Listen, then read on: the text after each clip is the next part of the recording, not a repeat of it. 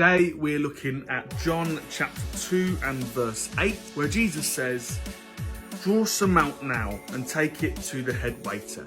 I guess the question here is, why is Jesus telling these guys to take some out?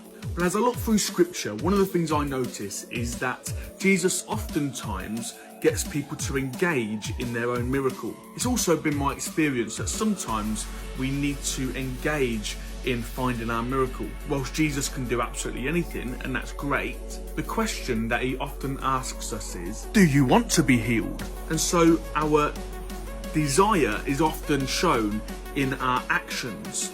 The woman with the issue of blood in Mark chapter 5 was bleeding for years and years and years, and her actions and her desire coincided and brought about what Jesus called faith, which is action in what we believe. She showed this action faith by approaching Jesus and reaching out to grab his cloak. So how do we draw some out today? How do we reach out and grab his cloak? If you need a miracle today, can I humbly suggest that you try to find Jesus, like the woman who had an issue with bleeding? Can I suggest that you look for a way to engage him? And then when you do, you need to do what he says, whether that's drawing some out, grabbing his cloak, or getting up and walking. Let me ask you this.